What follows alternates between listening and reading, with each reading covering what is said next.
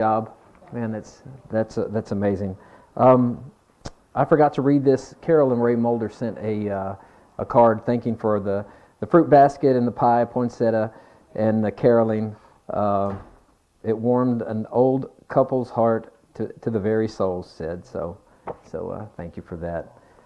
So I'm just going to read a couple of verses here. Won't keep you long. I just got one kind of thing to say, and that's Jesus. But so I'm going to read Luke. I'm just going to read 2 verses. I'm going to read verse 31 and 32. So Luke 1, 31 and 32. And behold, you will conceive in your womb and bear a son, and you shall call his name Jesus. He will be great, and he will be called the Son of the Most High. And the Lord God will give to him the throne of his father David, and he will reign over the house of Jacob forever, and of his kingdom there will be no end. So as the last couple of weeks we've been in Luke, and we've been setting up contrast between things. And this morning I just really quickly want to talk about one more contrast, and it's the contrast between kingdoms. There's 2 kingdoms going on here. There's the kingdom of darkness, and then there's the kingdom of light. I read the passage in Luke chapter 4 where Jesus comes into the synagogue and he proclaims the year of release. He proclaims this year of Jubilee. He proclaims that he's come to set free these people who have been in bondage. Might be an emotional Sunday.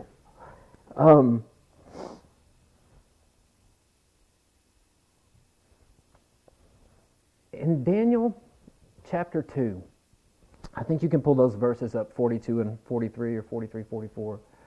But in Daniel chapter 2, King Nebuchadnezzar has this dream. King Nebuchadnezzar is the king over Babylon. Babylon was the greatest, most sophisticated kingdom in all of the world that had ever been into that time. And you know how Babylon came into existence? Grab, get, guard, protect, demand, always think of yourself. There's this kingdom Babylon, and they go to other places, and they go and they lock everybody into their cities. They besiege it, and they starve them out. People die, children die, just as much havoc can be caused. They cut off the water. See, and that's what happened in all of these places. And Babylon happened to be the best. They became the greatest nation of all during this time. They besieged everywhere. They took over the Persians. They came in. They took over Jerusalem. They took some of Jerusalem's men, the choices of men, back to Babylon with them. And this is where we get the book of Daniel. And in chapter 2, Nebuchadnezzar has this dream. And he has this dream, and he sees this statue, and the statue is gold, silver, iron, and bronze, and stone. And at the end of this of Daniel chapter 2, Daniel comes in to give the interpretation of the dream to King Nebuchadnezzar, and it's Daniel chapter 2, verses 44 and 45. And he says, in the days of those kings, the God of heaven, this is the last part, will set up a kingdom that shall never be destroyed, nor shall the kingdom be left to another person. It shall break in pieces all these kingdoms and bring them to an end, and it shall stand forever, just as you saw that a stone was cut from a mountain by no human hands, and that it broke in pieces to the iron, the bronze, the clay, the silver, and the gold. A great God has made known to the king what shall be after this. This dream is certain, and its interpretation sure. Nebuchadnezzar understood what it was to be a king. He had lived in a place of grab, get, demand, guard, protect, always think of yourself. He'd set this kingdom up. He'd besieged other cities in order to get it. He had killed many to get what he needed. He manipulated, he lied. See, that's this kingdom over here. It's the kingdom of darkness. Jesus comes to set up a different kingdom. You see, it's no longer grab, get, guard, protect, demand, always think of yourself, manipulate, lie. You see, it's a different kingdom. Luke says that in his gospel it says that the one who is conceived, the person of Jesus, we talked about last week, and this week it's the possession of Jesus. It says that the first thing that he says, and that God will give him the throne of David. God will give him the throne of David. See, it's not grab, it's not get, it's not guard, it's not protect, it's not demand, it's not always think about myself. See, it's not the seizure, it's not that I have to get what I want when I want it. It's not I need it now, I'm going to manipulate, however this is happening, that's this kingdom over here. See, this kingdom is the kingdom that is given to Jesus by the Father. See, it's a completely different mindset. It's not grab, get, guard, protect, demand, always think of yourself. What if sin is all about grab, get, guard, protect, demand, always think of yourself? What if the kingdom of darkness, sin, is all of this self-centeredness? And here's Jesus. It says that God will give him the throne. Jesus didn't come demanding that he be king. Actually, it was the exact opposite. But he said, I came to free the captives. He is the king, the Lord of lords. How did he receive his kingdom? It was given to him. See, it's a polar opposite thought process than this kingdom over here. Are you seeing the contrast? Do you see the kingdom that Jesus has set up? It's not the kingdom of manipulation. It's not the kingdom of lies. It's not the kingdom where I grab and get and guard and protect and demand and always think about myself. It's the exact opposite of that. God gave his only Son, that whoever would believe in him. And what happened to that Son? He said, Lord, I give up the right to have my own way. I give up the right to myself to become your servant, the servant of David, the servant of the Lord. He says, I'm surrendering myself to you so that you can do with this life whatever it is you've called to do. And he said, you know what I've called you to do? I've called you to bleed and to suffer and to die, to be the suffering servant. And you see there's two polar opposites between the kingdom. Nebuchadnezzar sets up this kingdom. It's grab, get, guard, protect, demand, always think of myself. It's the kingdom of darkness. And Jesus comes up to set a kingdom of light that's all about bleeding and suffering and dying and never thinking of self. It ends up on a cross. And you can only belong to one of the kingdoms. You all can only belong to one. And yes, this kingdom will play havoc with this kingdom. And the people of this kingdom will come against the people of this kingdom. But see, we have hope. We have peace. We have joy. And we have love. You see, that's the Advent season. Those are the things that happen during Advent. We talk about the hope of Christ. See, the hope that carries us through everything. The peace that surpasses understanding. I don't know why this kingdom is so bad. But you feel it. You live through it. It's merciless. It's hateful. It's spiteful. And we live in it. We live intermingled in it. But these people over here are different because there's this hope.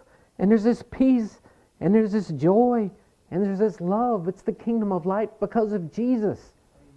See, this is who Jesus is. It's a difference in kingdoms. It's the contrast.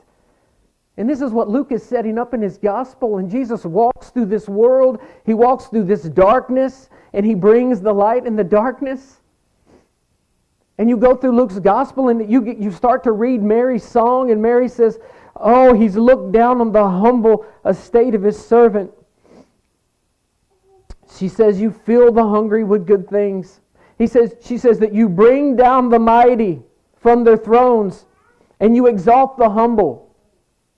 You see, this kingdom of the darkness is all about pride. It's all about myself. It's all about me. It's all about I'm right. And Jesus is over here saying, I've sacrificed the right to be right.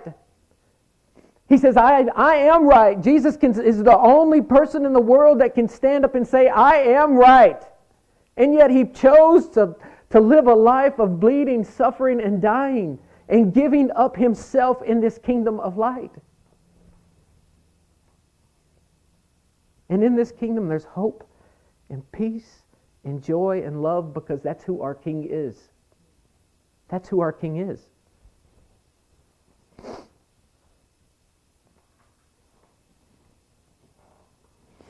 He goes on to say that he just doesn't give him the kingdom. It's the kingdom of David. It's the kingdom of David.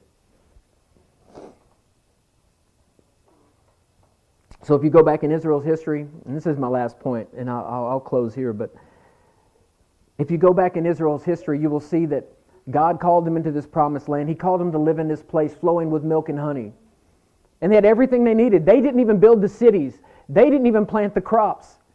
Everything had already been done for them. He said, I've given you a place that everybody has done all of the legwork, all of the hard work. And he says, I'm giving it to you. And he says, if you just follow me. And they get in there and they just don't follow him. And then they see all of the other nations around them, and those nations have a king. And they say, well, we want a king. We want to be like all of the other nations. See, all of the other nations over here. And he's doing this, wanting to do this over here. And they're looking at this and they're saying, we want to be like this over here. We want a king. And he gives them a king. His name is Saul. And Samuel, in 1 Samuel, he says, guys, you're not going to like a king.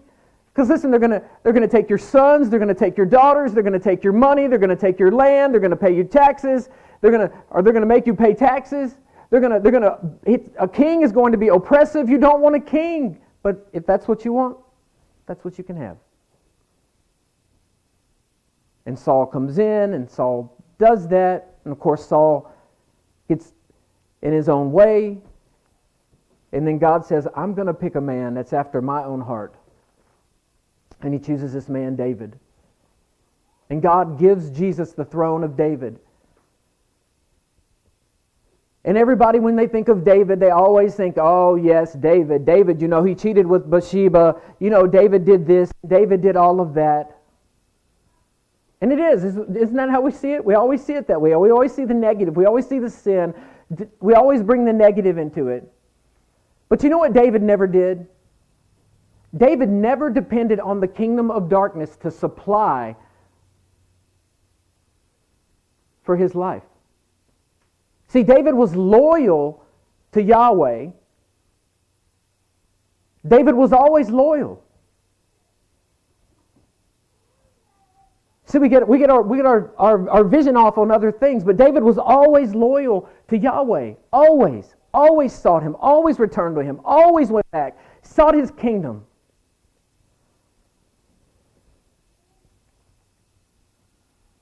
See, Jesus is the one who always sought the will of the Father. That's this kingdom.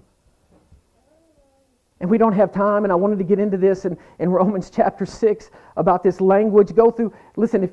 Get into Romans chapter 6 at the end and read these verses in there that talk about reigning, that death reigned and sin reigned, and all of this kingship language of these two kingdoms is here in Romans chapter 6 about what reigns in this kingdom. And Jesus came so that he may have dominion over everything, and he changed the paradigm of everything that was happening over here for this new kingdom. Because it's the kingdom of light. It's the kingdom of hope, peace, love, and joy.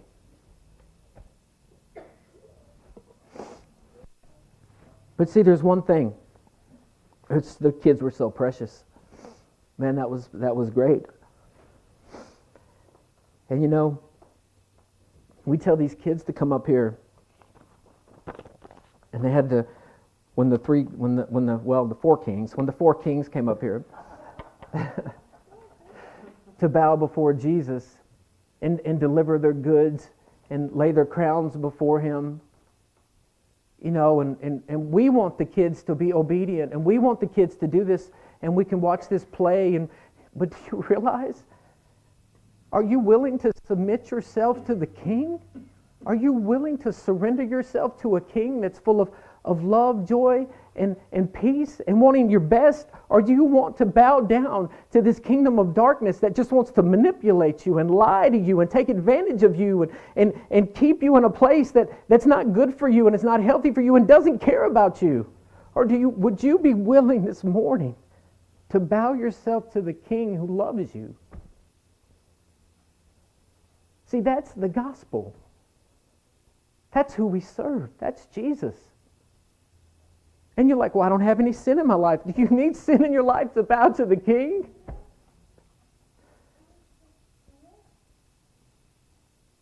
Are you willing to bow and submit and to surrender your life?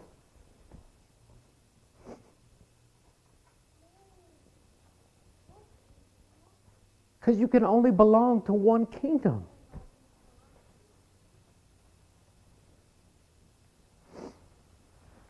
And Jesus is a gentleman. He will never make you bow. And he will never push your face in the mud, meaning he'll never push your face in all the things that you've ever done. He'll never be the accuser. See, that's the kingdom of darkness. The kingdom of darkness is always the accuser. The accuser of the brethren is what Satan is called. And Jesus is never that. There's no condemnation in Jesus, because Jesus is a lover of your soul. But listen, you can only surrender and submit yourself to one kingdom. So the question this morning is, who are you surrendering to? Who have you submitted your life to? To the God of this world who's blinded the eyes of those who live a life that's unrighteous and ungodly? Or have you surrendered your life to the King of righteousness, who all he asks of us is to believe and trust in him? And we will be justified in his eye, and we'll be clothed in robes of white. We will be clothed in the person of Jesus if we just surrender to him. So listen, I'm telling you, I'm a big baby. I will bawl in front of Jesus, and I will bawl in front of all y'all in front of Jesus. I don't even care. But listen, you can go ahead. I'm going to surrender afresh today to my King. Because you didn't think it odd for these kids to come up here and act like they're laying prostrate before these other ones in this play, but would you do the same for your King? And maybe you've never done that before. Maybe you've never surrendered everything in your life. Maybe you didn't know that he's such a God of love, and he's not here to manipulate you and make you do what you think he wants you to do, and he just wants to love you. Would you just surrender today and submit yourself to his kingship? Because he's good. He's good. So listen, I'm an altar person. You might not be an altar person. I am. I'm going to pray, and then I'm going to kneel before my King. And I'm just inviting you. This is no pressure. This is no pressure. Oh. So let's pray. Jesus, Lord, you are my King. You're my Lord. And I'm surrendering afresh and submitting my life to you, to your kingdom. Because yours is a kingdom of love. And Lord, you're not seeking what you can get out of me. Lord, you just want to love me and me to be open to you, the love that you want to give me. So Lord, I'm going to bow my head to you and my knee because you're the King.